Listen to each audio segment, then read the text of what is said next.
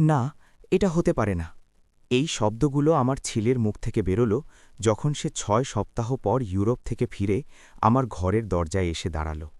তার হাতে স্যুটকেস ছিল, মুখে রোদের হালকা আভা আর চোখে এমন ভয় যা আমি আগে কখনো দেখিনি।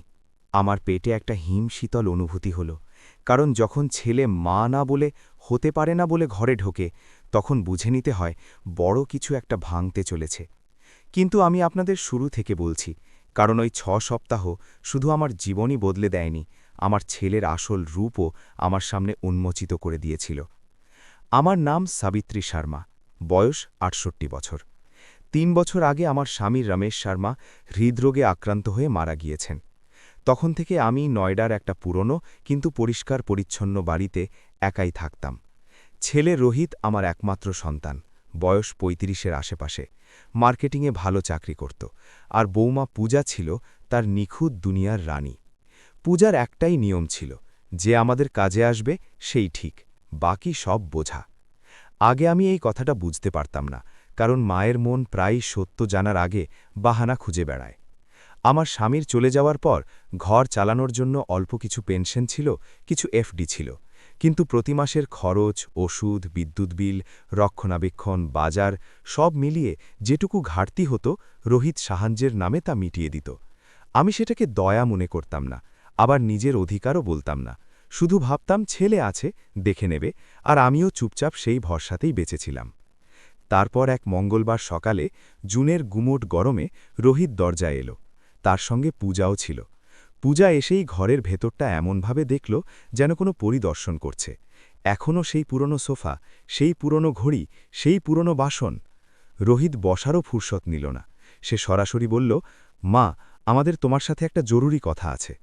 তার মুখে সেই ভঙ্গি ছিল যা ছোটবেলায় থাকত, যখন সে কোনো কিছুর জন্য জেদ করতে আসত আর সে জানত যে আমার ভালো লাগবে না। আমি বললাম, বল বাবা। সে হালকা কেশে নিয়ে বলল, আমরা ইউরোপ যাচ্ছি ৬ সপ্তাহের জন্য। আমি সত্যি আনন্দ অনুভব করলাম। আমি বললাম, ভালো কথা, ঘুরে এসো, তোমরা দুজনে একটু বিরতি পাবে। পূজা তৎক্ষণাৎ ঘাড় নাড়ল, যেন এটা বিরতি নয়, কোনো ট্রফি। কিন্তু তারপর রোহিতের মুখ বদলে গেল, ঠিক যেমন কেউ মিষ্টি বলতে বলতে হঠাৎ তিতো ওষুধ দিয়ে দেয়। সে বলল, মা, আমরা ভেবেছি যে এবার তোমার স্বাবলম্বী হওয়া উচিত। শব্দটা ছোট ছিল, কিন্তু তার ভেতরে লুকানো বিষ ছিল অনেক বড়। আমি কিছু বলতাম তার আগেই পূজা তার নকল মিষ্টি গলা বের করল। মামিজি, আমরা শুধু চাইছি আপনি শক্ত হন। আপনি এতটাই নির্ভরশীল হয়ে পড়েছেন যে এটা মোটেও স্বাস্থ্যকর নয়। নির্ভরশীল? আমার গাল লাল হয়ে গেল। আমি রোহিতকে বড় করেছি, স্বামীর সাথে প্রতিটা খরচের হিসাব রেখেছি। আমি বছরের পর বছর অ্যাকাউন্ট সামলেছি, লোকজনের বিল, বই, রসিদ, ঘরের বাজেট সব আমি করতাম। কিন্তু স্বামী চলে যাওয়ার পর আমি শুধু একা হয়ে গেলাম। আর একা মহিলাকে দুনিয়া প্রায়ই দুর্বল ভেবে নেয়, এমনকি বাড়ির লোকও। আমি ধীরে ধীরে জিজ্ঞেস করলাম, তোমরা কবে যাচ্ছ? রোহিত বলল, বৃহস্পতিবার। আর মা, আমরা কিছু মাসের জন্য তোমার মাসিক সাহায্য বন্ধ রাখছি। আমার কানে যেন ঘড়ির টিকটিক শব্দ বেড়ে গেল। বন্ধ রাখছ? আমি বললাম, বাবা, কারেন্টের বিল, ওষুধ, ঘর। পূজা মাঝপথে ঢুকে পড়ল। মামিজি, আপনি এতটা আতঙ্কিত হবেন না। দেখুন, আমাদের সোসাইটিতে কত আন্টিরা আছেন যারা কাজ করেন, আপনিও কিছু করতে পারেন। আর সত্যি বলতে আমরাও তো নিজেদের জীবন বাঁচতে চাই।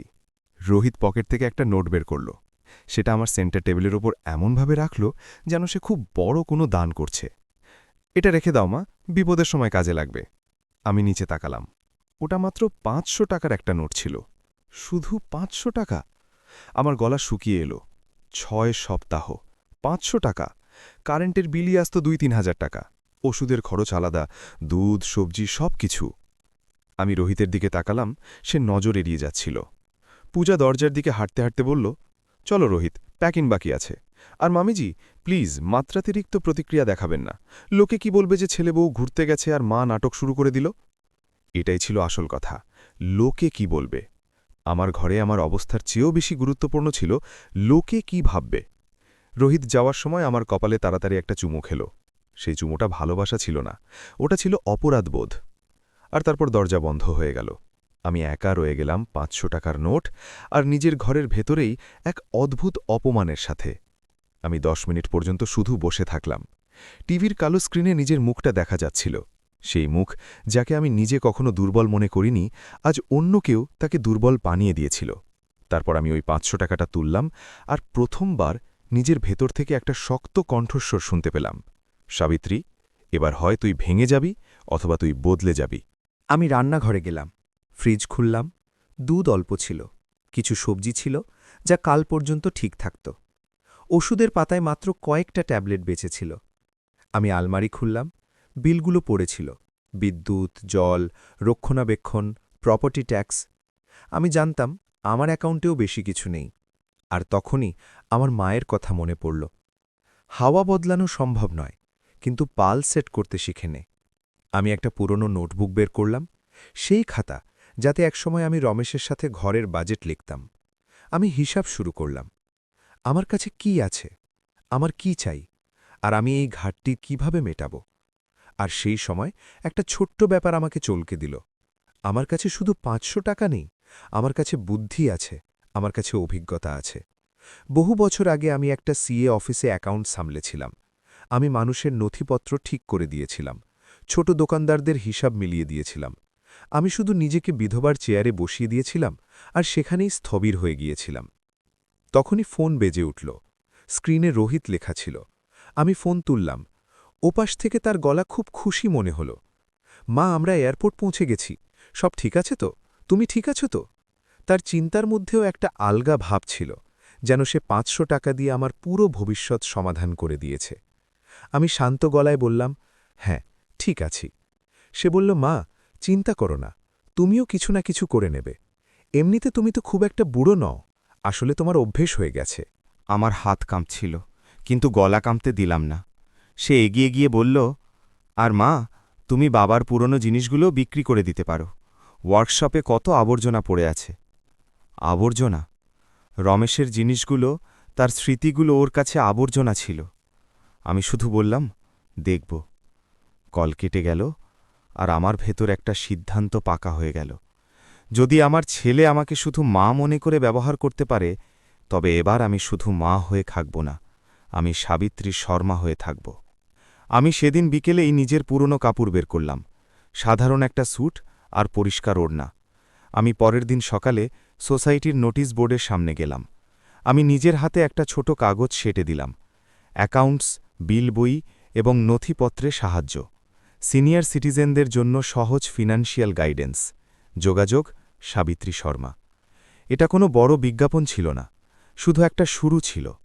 এরপর আমি আমার পাশের ফ্ল্যাটের শশী আন্টির কাছে গেলাম, যার স্বামী গত বছর মারা গিয়েছেন এবং যিনি প্রতি মাসে ব্যাংকের চক্কর কাটতেন। আমি বললাম, আন্টি, আপনি চাইলে আমি আপনার কাগজপত্র দেখে দিতে পারি, শুধু আপনাকে বুঝিয়ে দেব কোন বিল কবে দিতে হবে, কোন এফডি কবে ম্যাচিওর হবে। শশী আন্টির চোখে স্বস্তি এনো। মা, তুই করে দিবি? আমি তো ব্যাংকওয়ালাদের দেখে ভয় পাই। প্রথমবার আমার মনে হল আমি কারো কাজে আসতে পারি।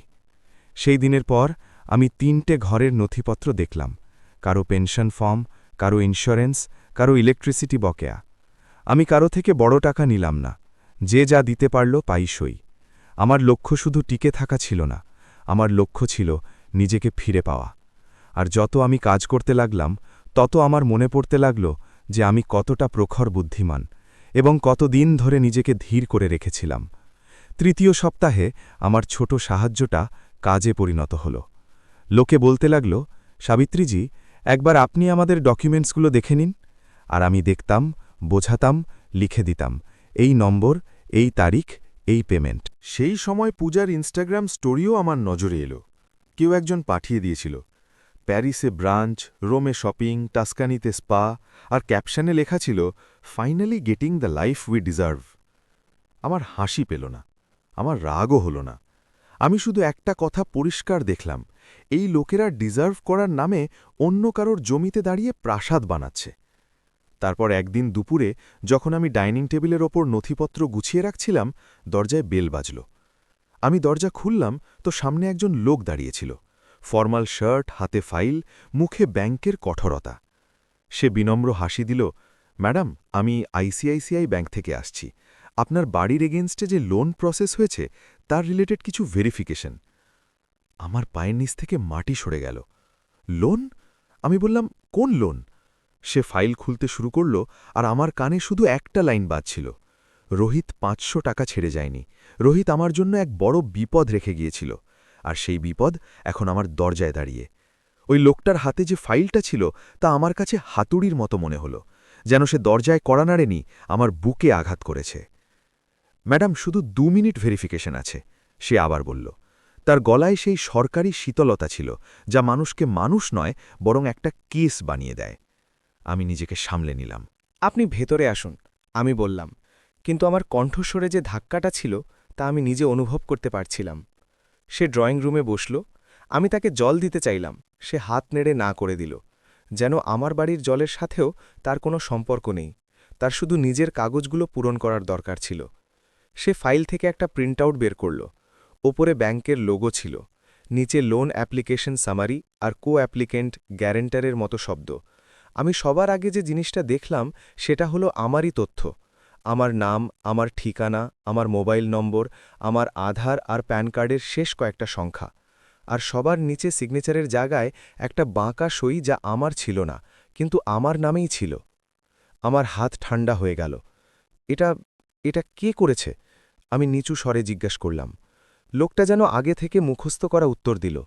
ম্যাডাম, আপনার নামে লোন টপ আপ ওভারড্রাফট টাইপের প্রসেস হয়েছে, কেওয়াইসি কমপ্লিট আছে, ডকুমেন্টস আপলোড আছে, ওটিপি ভেরিফিকেশন দেখা যাচ্ছে, এখন শুধু ফিল্ড ভেরিফিকেশন বাকি। আমার কানে শুধু একটা শব্দ আটকে গেল, ওটিপি। ওটিপি কিভাবে? আমার ফোন তো আমার কাছেই ছিল। তারপর আমার মস্তিষ্ক দ্রুত চলতে লাগল। এখন বলুন, কত টাকার লোন? আমি জিজ্ঞেস করলাম। সে কাগজের ওপর আঙুল রাখল। টোটাল স্যাংশনড অ্যামাউন্ট প্রায় ১২ লাখ। ১২ লাখ! আমার মাথায় যেন কেউ সাইরেন বাজিয়ে দিল। আর ইএমআই? ম্যাডাম, ইএমআই ৩ মাস পর শুরু হওয়ার কথা ছিল, কিন্তু অ্যাকাউন্ট ইররেগুলার দেখা যাচ্ছে, তাই আমরা ভেরিফিকেশন করছি। আমার শ্বাস দ্রুত হয়ে গেল, কিন্তু আমি বললাম, আমি কোনো লোন নিইনি, আমি কোনো ডকুমেন্টস দিইনি, আমি কোনো সিগনেচার করিনি। সে প্রথমবার আমার মুখের দিকে মন দিয়ে তাকাল।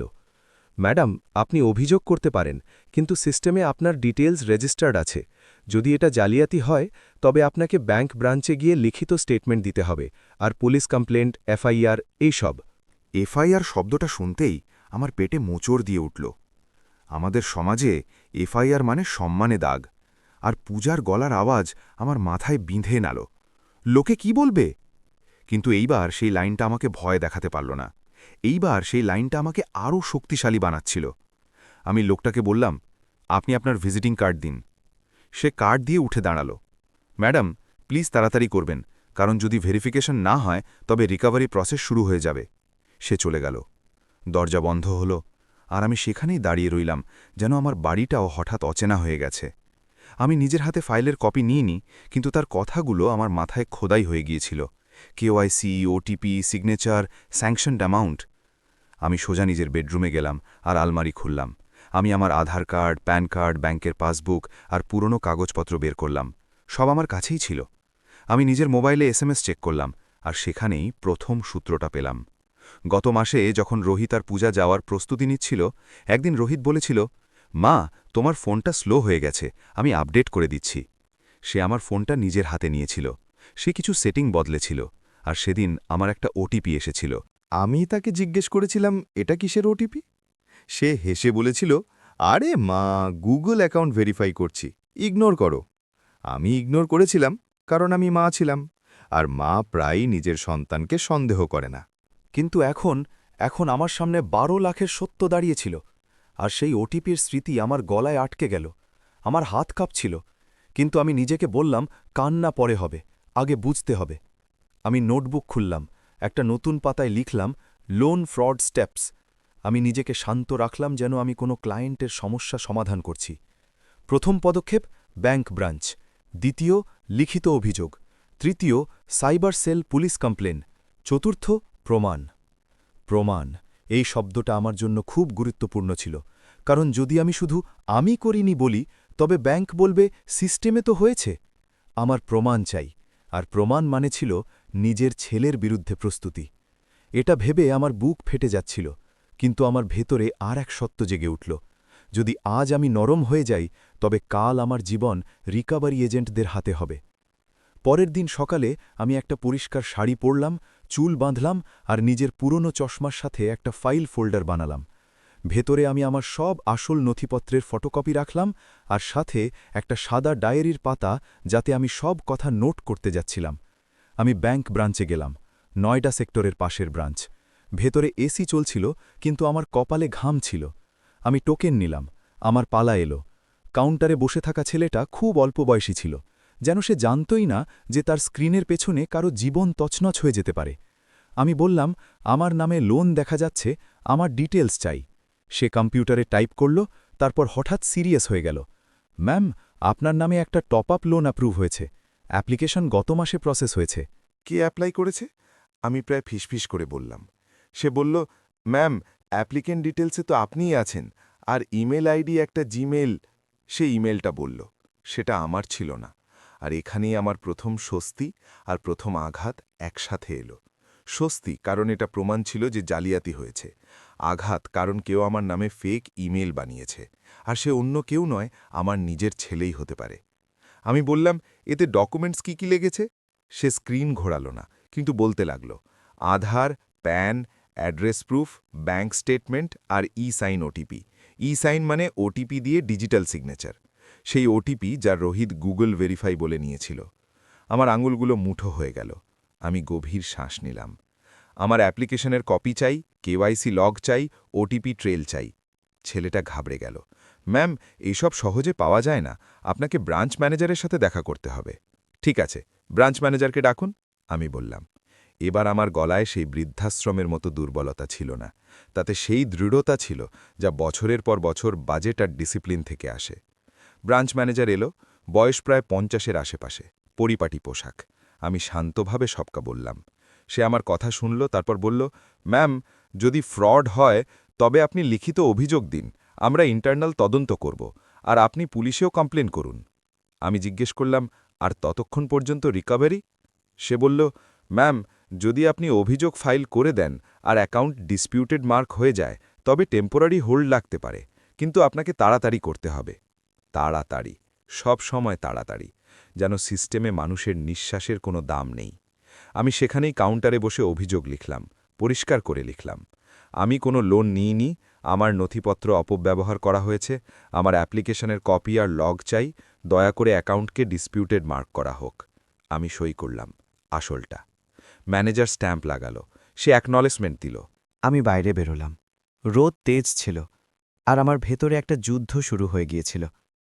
বাড়ি ফিরতেই আমি দ্বিতীয় পদক্ষেপ নিলাম, প্রমাণ জোগাড় করা। আমি নিজের ফোনে message, missed call, email check করলাম। আমি একটা সন্দেহজনক ইমেল পেলাম, ব্যাংক প্রমোশনাল টাইপের, কিন্তু তাতে লোন স্ট্যাটাসের লিঙ্ক ছিল। আমি সেটা খোলার চেষ্টা করলাম না, শুধু স্ক্রিনশট নিলাম। তারপর আমি সেই ওটিপি আসার তারিখটা নোটবুকে লিখলাম। আমি ক্যালেন্ডার দেখলাম, ওটা সেই সপ্তাহ ছিল যখন রোহিত আর পূজা বলেছিল, আমরা বিদেশ যাচ্ছি, শপিং করতে হবে, বুকিং করতে হবে। এবার ছবিটা পরিষ্কার হচ্ছিল। বিদেশ যাওয়া শুধু ঘোরা ছিল না, সেটা কোনো চেপে রাখা দেনা থেকে পালানো ছিল, আর সেই দেনা মেটানোর জন্য তারা আমার নাম ব্যবহার করেছিল। কিন্তু প্রশ্ন এটা ছিল যে রোহিত কি শুধু পূজার উস্কানিতে পড়ে এটা করছে, নাকি সে নিজেও পুরোপুরি জড়িত। আমি চেয়েছিলাম আমার ছেলে নির্দোষ হোক, কিন্তু তথ্যগুলো আমার মনের কথা শুনছিল না। পরের দিন আমি সাইবার সেলের ওয়েবসাইটে অভিযোগ ড্রাফট করলাম। তারপর আমি থানায় গেলাম। এটা আমার জন্য সবথেকে কঠিন পদক্ষেপ ছিল, কারণ ভারতীয় মধ্যবিত্ত পরিবারে থানায় যাওয়া মানে ভয়, বিচার আর কার দোষ, এমন সব প্রশ্ন। কিন্তু আমি নিজেকে মনে করালাম, এটা লজ্জার কথা নয়, এটা অপরাধ। থানায় একজন কনস্টেবল আমাকে ওপর নিচে দেখল। কার বিরুদ্ধে কমপ্লেন, সে জিজ্ঞেস করল। আমার মুখ থেকে বেরোনো নামটা গলায় আটকে গেল। আমি শুধু বললাম, অজানা আইডেন্টিটি থেফট। অজানা, কারণ আমি এখনও নিজের ছেলের নাম কাগজে লিখতে পারছিলাম না। এফআইআর লেখার সময় আমার হাতের তালু ঠান্ডা হয়ে গেল, কিন্তু আমি লিখিয়ে দিলাম, আমার ডকুমেন্টস অপব্যবহার করা হয়েছে, লোন ফ্রড করা হয়েছে। আমি এফআইআর নম্বর পেলাম, আমি বাইরে এলাম আর প্রথমবার আমার মনে হল আমি দুর্বল নই, আমি ভয় পাচ্ছে, কিন্তু আমি লড়ছি। সেই সন্ধ্যায় সোসাইটিতে এক আন্টি আমাকে লিফটে ধরে ফেলল। আরে সাবিত্রীজি, শুনলাম ব্যাংক থেকে লোক এসেছিল, সব ঠিক আছে তো? এটা সেই সোসাইটি যেখানে কথা বাতাসের চেয়েও জোরে ছড়ায়। আমি হাসলাম। হ্যাঁ, একটা কেওয়াইসি ভেরিফিকেশন ছিল, সব ঠিক আছে। আমি মিথ্যে বললাম, কারণ এখনও লড়াই অসম্পূর্ণ ছিল, আর এখনও লোকে কি বলবে আমার অস্ত্র হতে পারত না। কিন্তু মনের ভেতরে আমি বুঝে গিয়েছিলাম পূজা এই ভয়টাকেই আমার বিরুদ্ধে ব্যবহার করেছে। সে ভেবেছিল এ থানায় যাবে না, এ নাটক করবে না, এ চুপ থাকবে, আর হয়তো পুরনো সাবিত্রী চুপই থাকত। কিন্তু এবার আমি সেই সাবিত্রী ছিলাম না। পরের কয়েকদিনে আমি আমার সামান্য আয় থেকে একজন সিএর অ্যাপয়েন্টমেন্ট নিলাম। একজন লোকাল সিএ মৃণাল স্যার, যিনি সিনিয়র সিটিজেনদের কেস সামলাতেন, আমি তাকে সবটা জানালাম। তিনি বিচার না করেই বললেন, আন্টি, এটা পিওর সাইবার ফ্রড। আপনি কমপ্লেন করে দিয়েছেন, এটা ভালো হয়েছে। এবার ব্যাংক থেকে লিখিতভাবে লগস চান এবং একটি লিগ্যাল নোটিশ পাঠান যে আপনি দায়ী নন। আর সবথেকে জরুরি, আপনার ক্রেডিট রিপোর্ট চেক করুন। ক্রেডিট রিপোর্ট, এই শব্দটা আমি নিজের জন্য প্রথমবার শুনলাম। সিএ জানালেন, সিবিল রিপোর্টে এই লোন দেখা যেতে পারে, যা ভবিষ্যতে সমস্যা তৈরি করবে। আমি সেদিনই সিবিল রিপোর্টের জন্য রিকোয়েস্ট করলাম। যখন রিপোর্ট এলো, তখন আমার হাত আবার কাঁপতে লাগল। শুধু এই লোন নয়, একটা ছোট পার্সোনাল লোন ইনকোয়ারি আর 2টো ক্রেডিট কার্ড ইনকোয়ারিও ছিল। অর্থাৎ কেউ আমার নামে অনেক জায়গায় হাত মারার চেষ্টা করছিল। আর এই সব ওই 6 সপ্তাহের আশেপাশেই হয়েছিল। আমি রাতে ঘুমোতে পারলাম না। আমার রোহিতের ছোটবেলার কথা মনে পড়ল। যখন সে ছোটবেলায় ভয় পেত, তখন আমার পেছনে লুকিয়ে পড়ত। আর আজ সেই ছেলেই আমার নামের পেছনে লুকিয়ে দুনিয়া ঘুরে বেড়াচ্ছিল। পরের দিন সকালে হঠাৎ রোহিতের কল এলো। তার গলা খুব উত্তেজিত ছিল। মা, আমরা নেক্সট উইক ফিরে আসছি, আমি তোমার জন্য গিফট নিয়েছি। গিফট? সে এমনভাবে বলল যেন গিফট দিলে সব ঠিক হয়ে যাবে। আমি চুপ রইলাম। সে বলল, মা, তুমি কেমন আছো? সব স্মুথ আছে তো? স্মুথ? আমার হাসি পেল, কিন্তু সেই হাসি মনের ভেতরেই ছিল। আমি খুব শান্ত গলায় বললাম, হ্যাঁ বাবা, সব স্মুথই চলছে। সে বলল, গ্রেট, আমরা ল্যান্ড করার পরের দিন তোমার কাছে আসব। ঠিক আছে, আমি বললাম। কল কেটে গেল, আর আমার ভেতরে একটা শক্ত পরিকল্পনা তৈরি হল। তারা ফিরে আসবে, তারা আমার ঘরে আসবে, আর এইবার আমি তাদের সামনে কাঁদব না। এইবার আমি তাদের সামনে প্রমাণ রাখব। কিন্তু প্রমাণ দেখানোর আগে আমার আরও একটা জিনিস দরকার ছিল, ব্যাংকের অফিসিয়াল ডকুমেন্টস। আমি পরের দিন ব্রাঞ্চে গেলাম। ম্যানেজার বললেন, ম্যাম, ইন্টারনাল প্রসেসে সময় লাগবে। আমি হেসে বললাম, সময় আমার কাছে নেই, আপনাদের কাছে আছে। যদি প্রয়োজন হয় আমি ব্যাংকিং ওম্বার্ডসম্যান এবং আরবিআই গ্রিভ্যান্সে লিখে দেব। ম্যানেজারের মুখ বদলে গেল। তার মনে হলো এই আন্টি সাধারণ নন। সে বলল, ম্যাম, আমরা আপনাকে অ্যাপ্লিকেশন প্রিন্ট দিতে পারি। আমি বললাম, আইন যা যা অ্যালাউ করে সেই সব সেন্সিটিভ লগস দিন। আমি অ্যাপ্লিকেশনের কপি পেয়ে গেলাম। ওই কপিতে অ্যাপ্লিকেন্টের নাম আমার ছিল, কিন্তু অল্টারনেট মোবাইল নম্বর অন্য কারো, আর ইমেল আইডি জাল ছিল। ফটো আইডি প্রুফে আমার আধারের স্ক্যান কপি ছিল, যা রোহিতের কাছে অনায়াসেই থাকতে পারত, আর সিগনেচার ছিল ডিজিটাল সাইন। এবার আমার কাছে কাগজের প্রমাণ ছিল। আমি ঘরে এসে ওটা ফাইলে রাখলাম আর ওপরে লিখলাম, সত্য। সেই সন্ধ্যায় পূজা হোয়াটসঅ্যাপে আইফেল টাওয়ারের সামনে একটা ছবি পাঠালো। ক্যাপশনে লেখা ছিল, বাড়ি ফিরছি, সব ঠিক আছে তো? মামিজি, টেক কেয়ার। তার ওই টেক কেয়ারে যত্ন নয়, বরং নিয়ন্ত্রণ ছিল। যেন সে চেক করছিল যে আমি এখনও চুপ আছি কিনা। আমি রিপ্লাইতে শুধু হ্যাঁ লিখলাম, মাত্র একটা শব্দ, কারণ আমার আসল উত্তর আমি তাদের ঘরে দিতে চলেছিলাম। তারপর আর একটা টুইস্ট হল।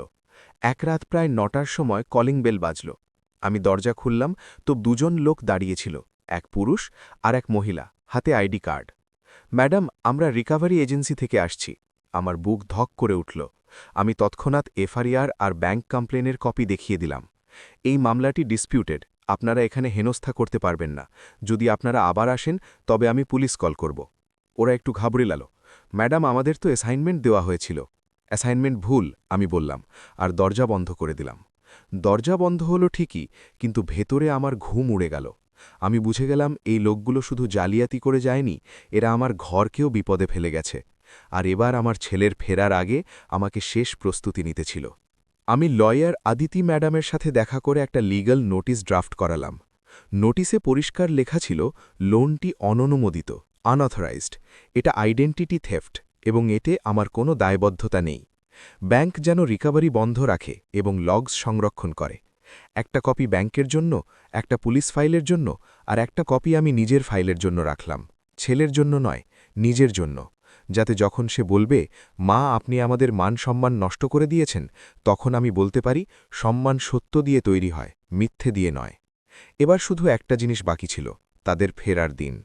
ওই দিন যখন আমার ছেলে দরজায় আসবে, স্যুটকেস রাখবে, আর হয়তো আশা করবে যে আমি আবার সেই পুরনো মা হয়ে যাব, যে কিছু জিজ্ঞেস করে না, শুধু ক্ষমা করে দেয়। কিন্তু এইবার আমার কাছে প্রশ্নও ছিল, ডকুমেন্টসও ছিল, আর একটা শান্ত আগুনও ছিল। আর সবথেকে বড় কথা, এইবার আমার ভেতরে ভয়ের চেয়েও বড় আত্মসম্মান ছিল। আমি সেই রাতে নিজের ঘরের হলে চেয়ারগুলো সেট করতে লাগলাম, যেন কোনো মিটিং হতে চলেছে।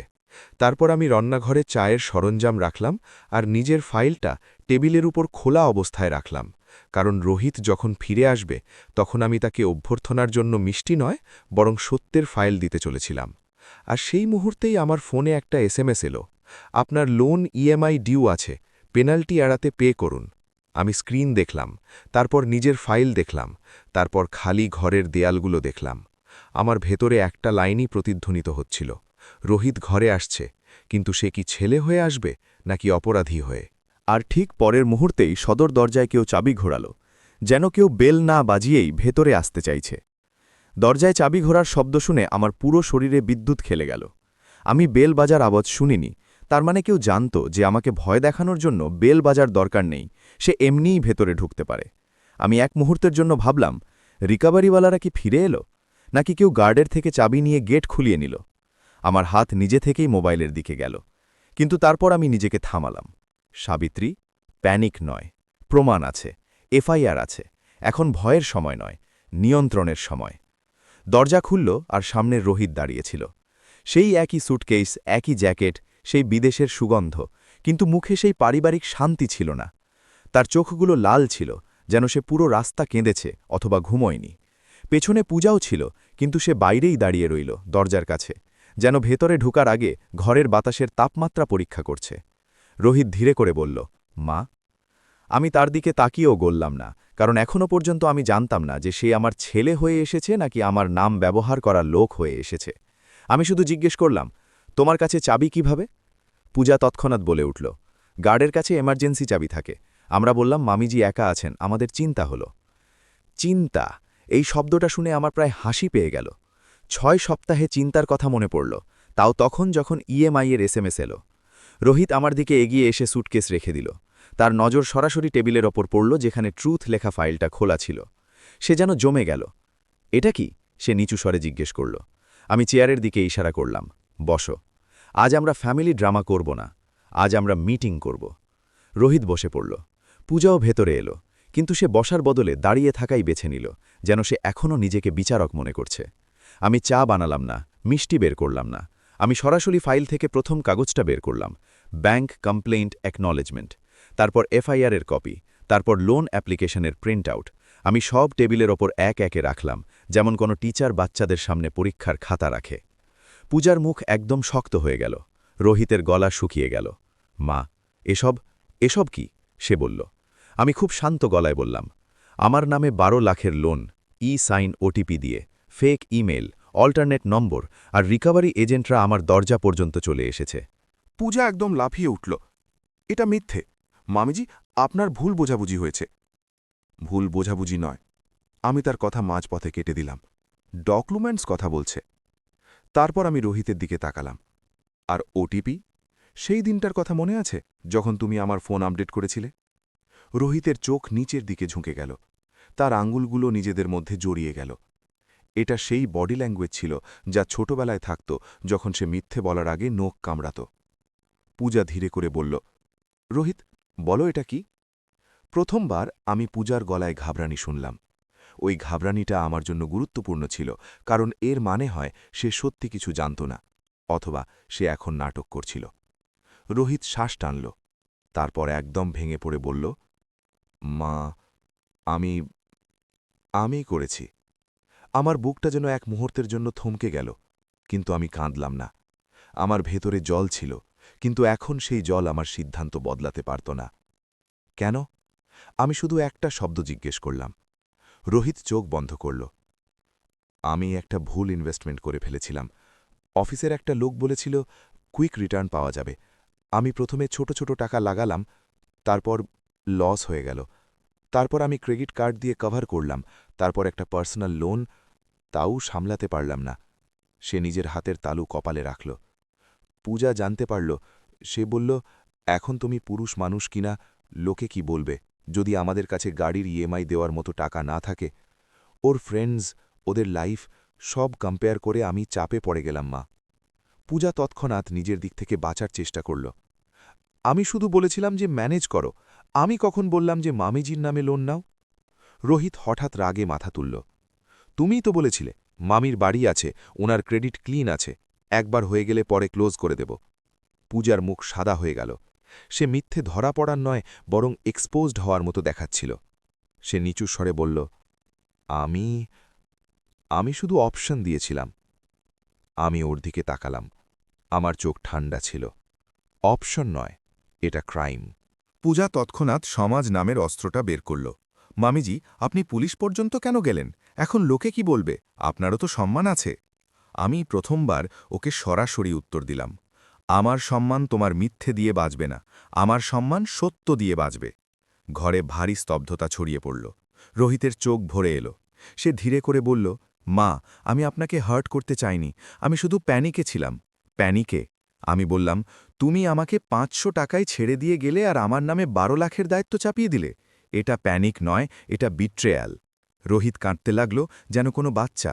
কিন্তু এই বাচ্চা এখন বড় ছিল, আর বড় বাচ্চাদের সিদ্ধান্তের পরিণামও বড় হয়। আমি ফাইল থেকে আর একটা কাগজ বের করলাম, লিগ্যাল নোটিশ ড্রাফটের কপি। এটা ব্যাংকে চলে গেছে, আমি বললাম, আর এটা সাইবার কমপ্লেনও আছে।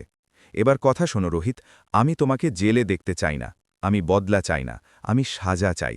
সাজার মানে অ্যাকাউন্টেবিলিটি আর বাউন্ডারি। পূজা তৎক্ষণাৎ বলল, তবে আপনি এফআইআর তুলে নিন, আমরা পে করে দেব। কিভাবে? আমি জিজ্ঞেস করলাম, কোন টাকা দিয়ে? রোহিত মাথা নিচু করে নিল। মা, আমার কাছে একটা প্ল্যান আছে, আমি অফিসে লোন এগেন্স্ট স্যালারি নিয়ে নেব। আমি তৎক্ষণাৎ হাত তুলে থামালাম। আরও একটা লোন? না, এবার এই চক্র আর চলবে না। আমি আবার শান্তভাবে বললাম, আমার শর্তগুলো শোনো। যদি তুমি সত্যি সংশোধন চাও, তবে তুমি সহজ রাস্তা পাবে না, তুমি সঠিক রাস্তা পাবে। আমি 3টে আঙুল তুললাম। 1, তুমি ব্যাংকের সামনে লিখিতভাবে স্বীকার করবে যে অ্যাপ্লিকেশন অননুমোদিত ছিল, আর তুমি অল্টারনেট নাম্বার ও ইমেলের অংশের দায়িত্ব নেবে। ব্যাংকের নোডেল অফিসারের সাথে মিটিং হবে, সিএ আর লয়ার আমার সাথে থাকবেন। রোহিত ধীরে করে মাথা নাড়ল। আমি 2য় আঙ্গুল তুললাম।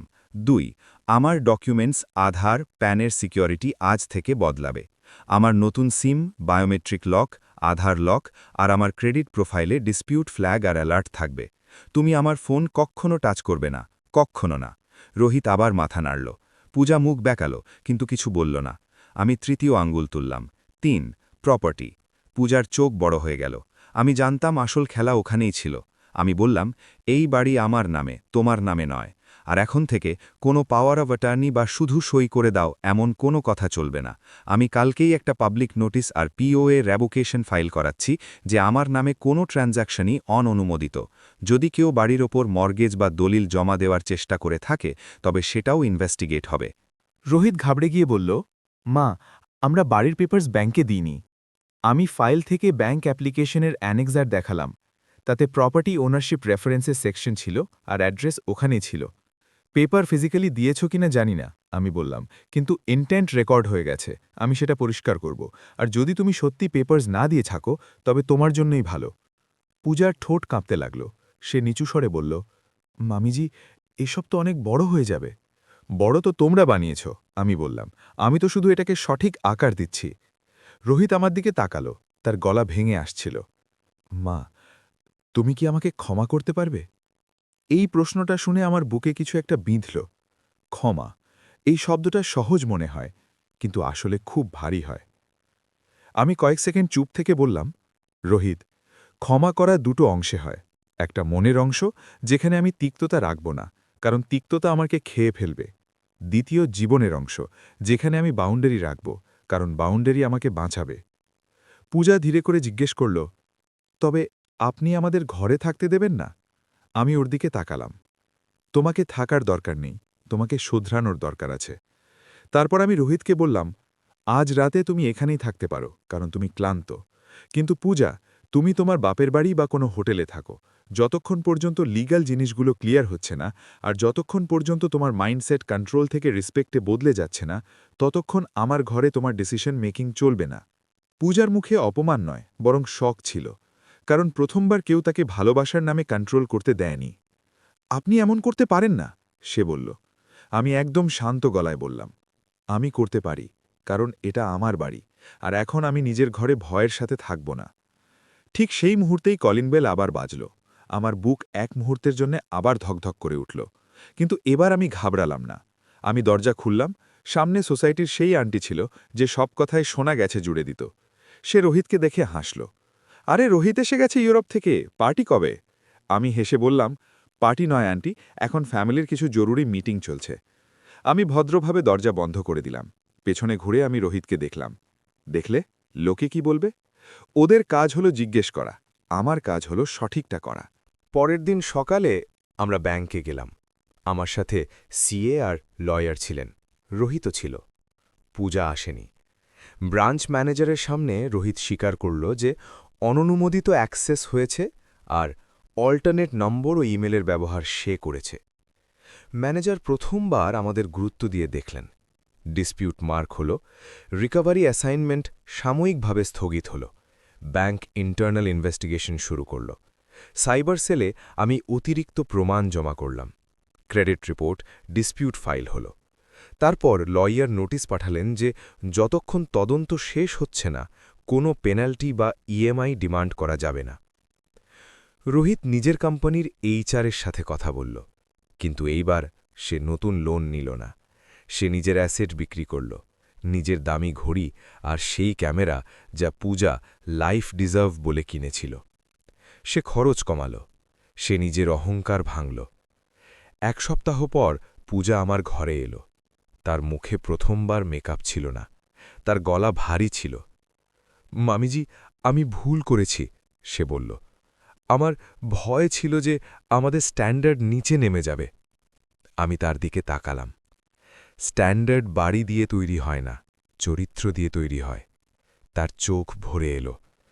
আপনি কি আমাকে ক্ষমা করতে পারবেন? আমি সেই একই উত্তর দিলাম, কিন্তু এইবার একটু নরমভাবে। আমি তিক্ততা রাখব না, কিন্তু বাউন্ডারি থাকবে। সম্মান অর্জন করতে হয়, চেয়ে পাওয়া যায় না। ধীরে ধীরে জিনিসগুলো ঠিক হল। লোনটি অফিসিয়ালি ফ্রড ক্যাটাগরিতে চলে গেল। আমার ক্রেডিট ক্লিন হতে লাগল। পুলিশ প্রসেসে রোহিত কোঅপারেশন করল, যাতে মামলাটি সমাধানের দিকে যায়। কিন্তু রেকর্ডসে ক্লিয়ার ছিল যে অপব্যবহার হয়েছে। আর সবথেকে বড় কথা, আমার ঘরে এখন স্তব্ধতা ভয়ের ছিল না, শান্তির ছিল। এক সন্ধ্যায় রোহিত আমার পাশে বসল। সে বলল, মা, আমার মনে হয়েছিল আপনি দুর্বল, কিন্তু আপনি তো সবথেকে স্ট্রং বেরোলেন। আমি ওর মাথায় হাত রাখলাম। আমি সবসময় স্ট্রং ছিলাম বাবা, শুধু আমি নিজেকে মনে করাইনি। সে চোখ মুছল আর বলল, মা, আপনি যা করলেন সেটা কি রিভেঞ্জ ছিল? আমি হালকা হাসলাম। না, রিভেঞ্জ মানে কাউকে ভেঙে ফেলা নয়। আমি তোমাকে ভাঙিনি বাবা, আমি তোমাকে আয়না দেখিয়েছি। আর কনসিকুয়েন্সেস বা পরিণাম, এটা রিভেঞ্জ নয়, এটা জাস্টিস। জাস্টিস ছাড়া ভালোবাসা অন্ধ হয়, আর বাউন্ডারি ছাড়া ক্ষমা বিপজ্জনক হয়। আজও আমার কাছে সেই নোটবুকটা আছে। আগে তাতে ঘরের বাজেট ছিল, এখন তাতে একটা নতুন লাইন আছে, self respect is also a kind of worship. আমি রোহিতকে ক্ষমা করেছি, কারণ আমি নিজের মনকে হালকা রাখতে চেয়েছিলাম। কিন্তু আমি নিজেকেও বেছে নিয়েছি, কারণ এখন আমি নিজের জীবনে আর কাউকে আমার নাম নিয়ে খেলা খেলতে দেব না। আর এটাই আমার কাহিনীর সত্য।